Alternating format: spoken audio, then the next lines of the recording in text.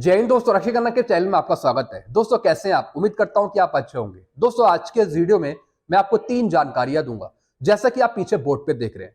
कौन कौन सी ये 3 जानकारी हैं, पहले ये समझते हैं। सबसे पहली जानकारी मैं आपको दूंगा, कमांडर रविंद्र पाठक जी को आया था जवाब पीसीडी वेबसाइट को ठीक करने के संबंध में। जी हाँ दोस्तों, एक कमांडर है जिनका नाम है रविंद्र पाठक जी। इनके पास जवाब आया था कि कब तक पीसीडी की वेबसाइट को ठीक कर दिया जाएगा, कब तक डिफेंस पेंशनर्स सर्कुलर देख पाएंगे पीसीडी की वेबसाइट पे।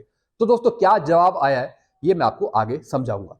अगली जानकारी मैं आपको दूंगा, पिछले 38 सालों में कम्यूटेशन के कई पैरामीटर बदल गए हैं। जी हाँ दोस्तों, पिछले 38 सालों की अगर हम बात करें, यानी 1986 से लेके 2023-24 तक, तो दोस्तों कम्यूटेशन के कई पैरामीटर चेंज हो गए हैं।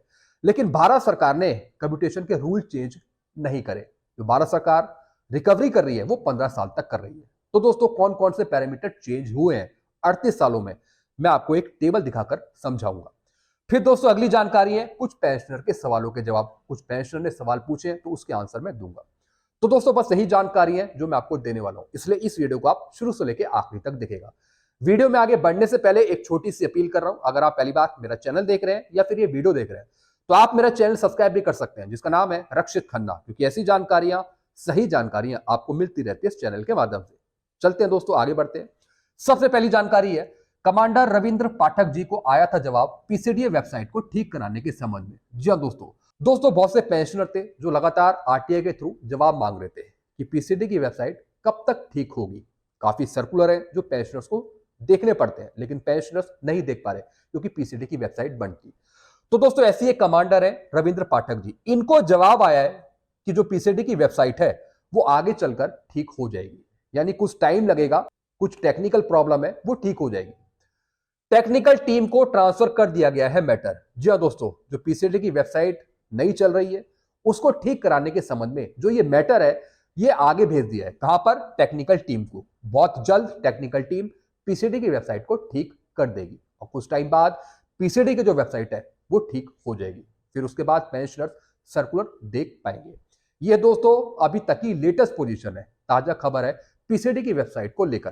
कुछ अभी टेक्निकल प्रॉब्लम है, इस वजह से ये साइट नहीं खुल रही है।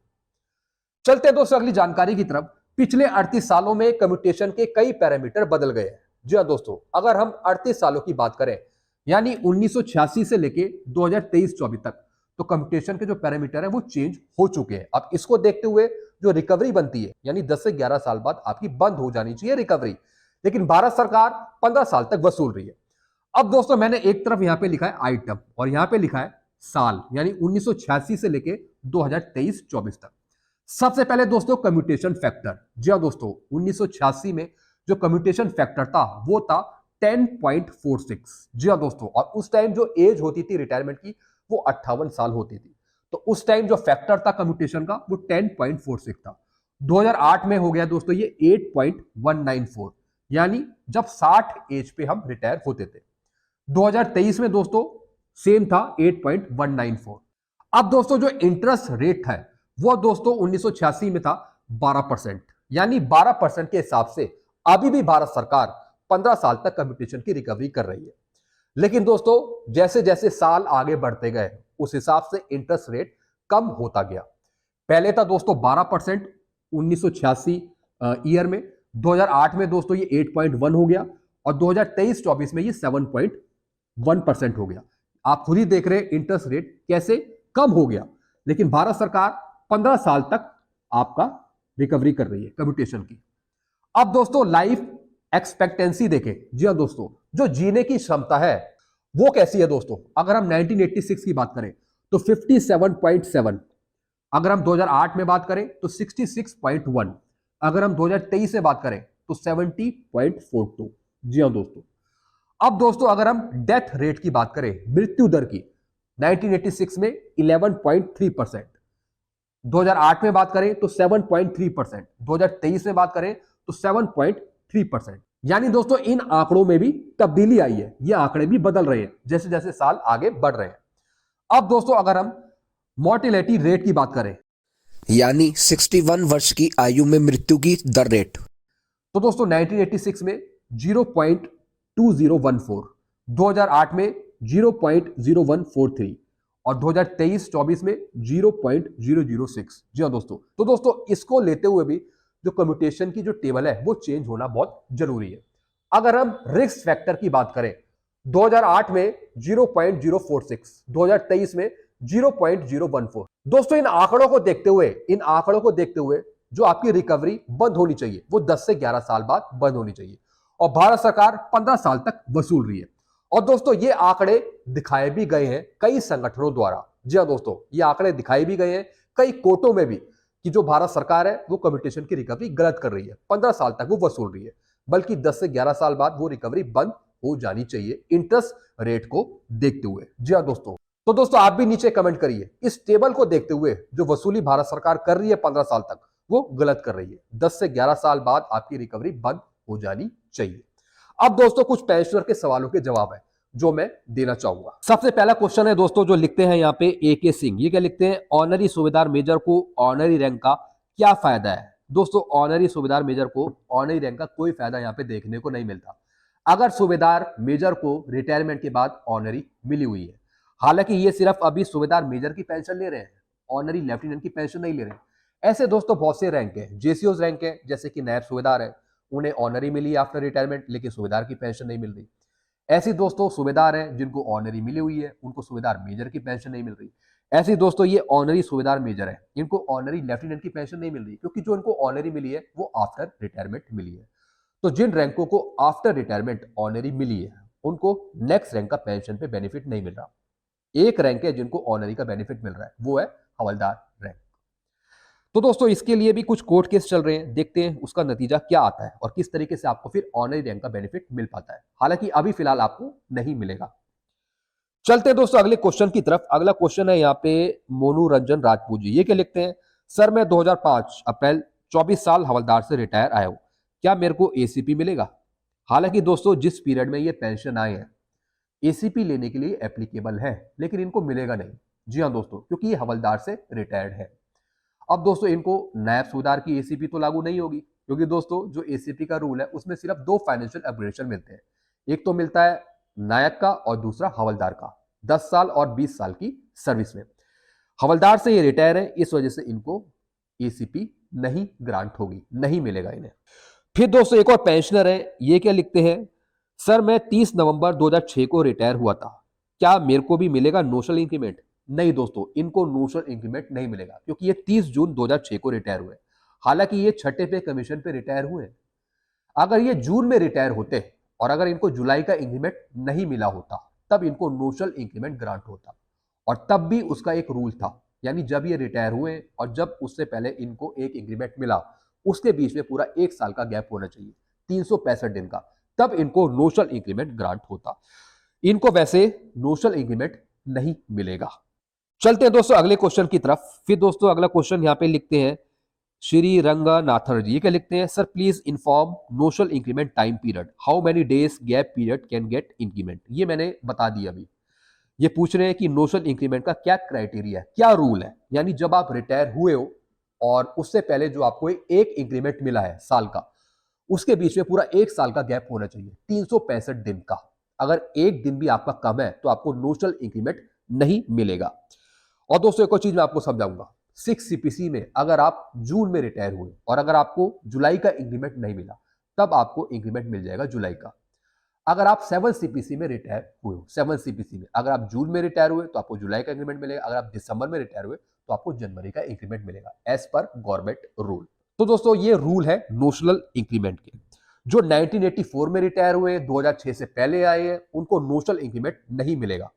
फिर दोस्तों एक और पेंशनर है, ये क्या लिखते हैं, सर जी मैं 29 फरवरी 2024 को रिटायर हुए हूं, क्या मुझे नोशनल इंक्रीमेंट मिलेगा। नहीं मिलेगा।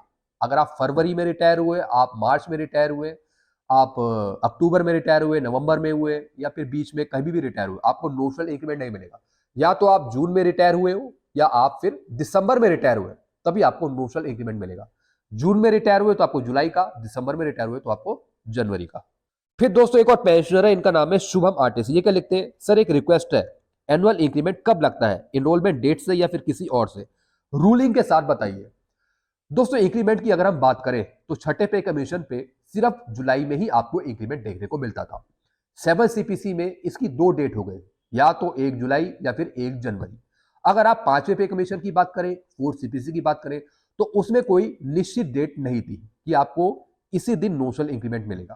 पहले आपको ना 1 जुलाई में इंक्रीमेंट मिलता था, ना ही 1 जनवरी में आपको इंक्रीमेंट मिलता था। अब दोस्तों जो पहले इंक्रीमेंट डिसाइड होते थे वो किस हिसाब से होते थे? क्या डेट ऑफ एनरोलमेंट के हिसाब से डिसाइड होते थे या फिर डेट ऑफ प्रमोशन के हिसाब से होते थे? पहले आपके जो इंक्रीमेंट तय होते थे डेट ऑफ प्रमोशन से तय होते थे। उसका कोई फिक्स क्राइटेरिया नहीं था। किसी भी महीने में आपको नोशनल इंक्रीमेंट दिया जाता था।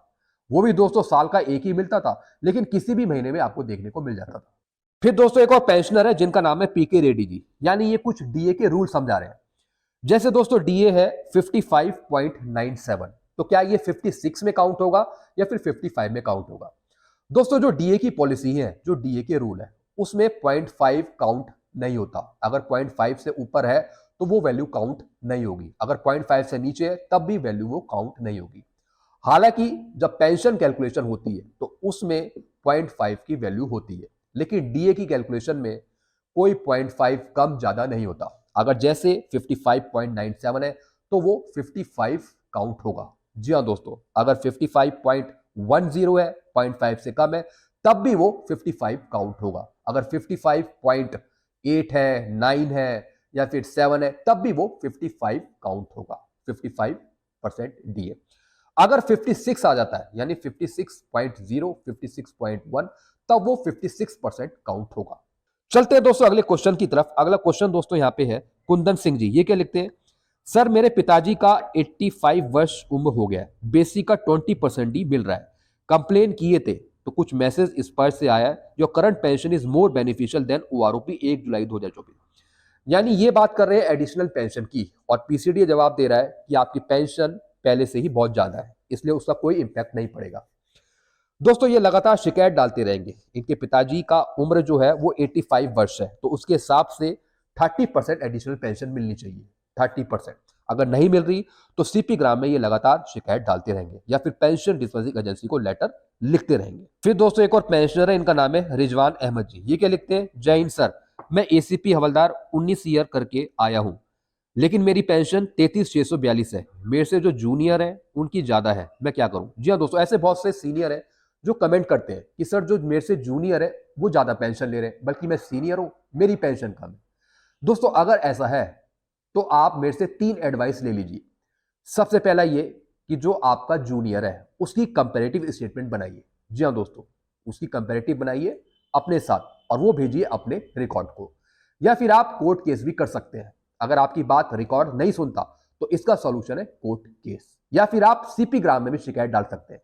3 सॉल्यूशन मैंने आपको बताए हैं। क्या क्या बताया? या तो आप सीपी ग्राम में शिकायत डालें, या फिर आप कंपैरेटिव स्टेटमेंट बनाएं, एक एप्लीकेशन लिखें और वो आप रिकॉर्ड को भेजें। अगर रिकॉर्ड नहीं सुनता तो फिर आप सीधा कोर्ट केस करिए, एएफटी जाइए, उसके बेस पर आपको आपका हक मिल जाएगा। मैं उनकी बात कर रहा हूं जो सीनियर्स हैं और जूनियर्स ज्यादा पेंशन ले रहे हैं। जो उनके जूनियर्स हैं वो ज्यादा पेंशन ले रहे हैं। तो मैंने आपको 3 एडवाइस बताई है, इन तीनों में से आप फॉलो करेंगे तो आपका काम हो जाएगा। तो दोस्तों बस यही जानकारियां थी जो मैं लेके आया था। ऐसी आप क्वेश्चंस पूछते रहिए, आगे आने वाले वीडियोस में आपको आपके सवालों के जवाब मिल जाएंगे। क्वेश्चंस आप जरूर पूछिए। वीडियो में यही खत्म करता हूं। चैनल आपको अच्छा लगता है तो चैनल को आप सब्सक्राइब करें और वीडियोस को आप शेयर करना मत भूलिएगा। और वीडियोस आपको कैसे लगते हैं ये भी आप कमेंट बॉक्स में बताइएगा। Thank you so much.